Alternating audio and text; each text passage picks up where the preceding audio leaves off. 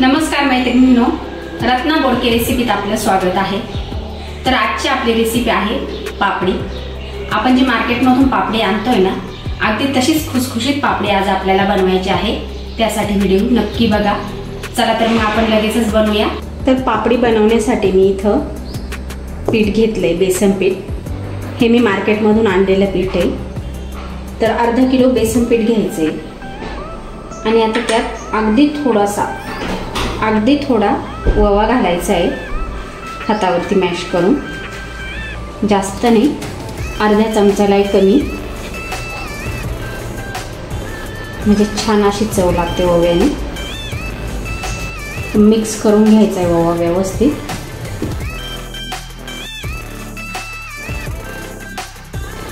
आता काय करायचं आहे, आपल्याला एक मिक्सरचं भांडं घ्यायचं आहे।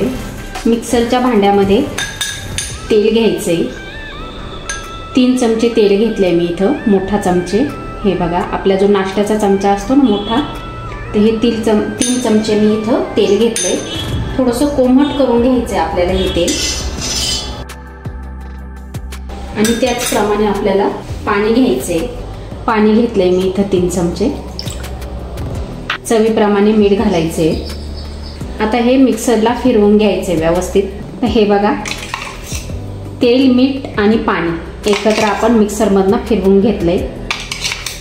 तर ही सगळ्यात महत्त्वाची टिप का याच्यामुळं छान अशी पापडी तयार होते, खुसखुशीत पापडी तयार होते, अगदी मार्केटसारखी।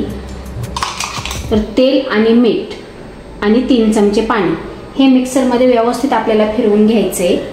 तर आता मिक्सरमधून आपण हे मिश्रण जे दळून घेतले ते घालायचे। आणि इथं मी हळद नाही घालत आहे, थोडासा कलर घालते मी इथं। अगदी हे बघा, 1 चिमूटभर घालायचं आहे, जास्त नाही, नॉर्मल कलर घालायचा आहे आपल्याला। तर मी इथं हळद नाही वापरत आहे, कारण आपल्याला यात सोडा घालायचा आहे थोडासा। तर हळद आणि सोड्यामुळे काय होतं, हळद घातले तर मग पापडी आपली लालसर कलरची आहे, त्याच्यामुळे मी हळद घालत नाही। तर आता थोडं पाणी घालून व्यवस्थित पीठ मिक्स करून घ्यायचे आपल्याला।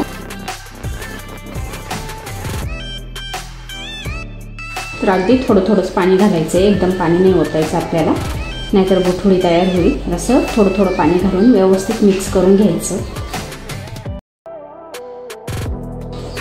आणि तुम्ही अशा पद्धतीने जर पापडी केली ना, तर नक्कीच मार्केटसारखी तयार होते, त्याहीपेक्षा अतिशय छान लागते खायला।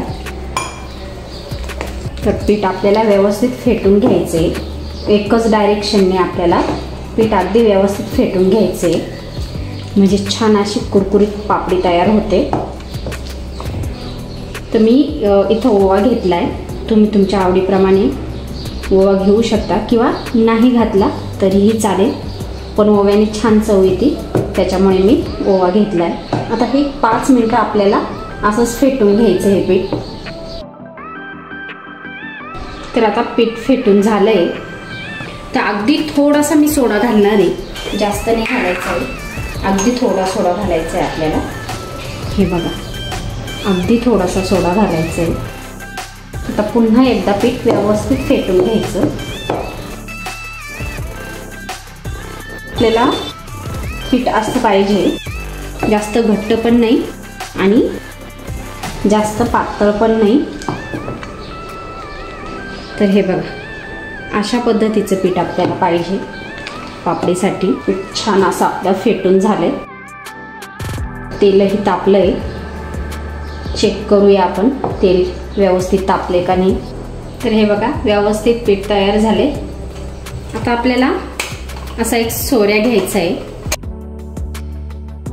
हे बघा, ही प्लेट लावली मी पापडीसाठी, पापडीची प्लेट आहे ही। तर यात आता पीठ भरून घ्यायचे, साईडनी थोडं तेल लावून घ्यायचे।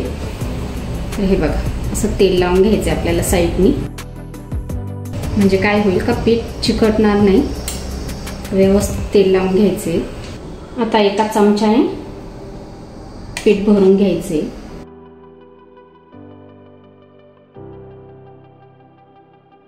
आणि व्यवस्थित बंद करून घ्यायचं आपल्याला हे।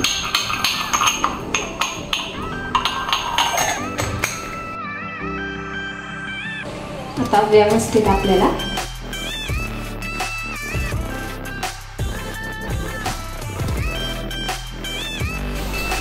गॅसची फ्लेम थोडीशी कमी केली आहे, थोडीशी वाढवून द्यायची. आता दुसऱ्या साईडने आपण तळून घेऊया.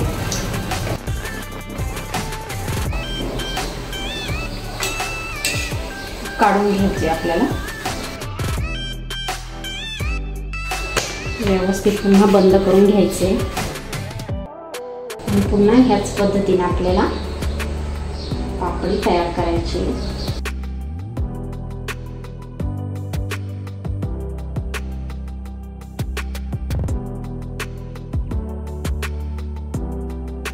तर हे बघा, छान अशी आपली पापडी तयार झाली, अगदी खुसखुशीत.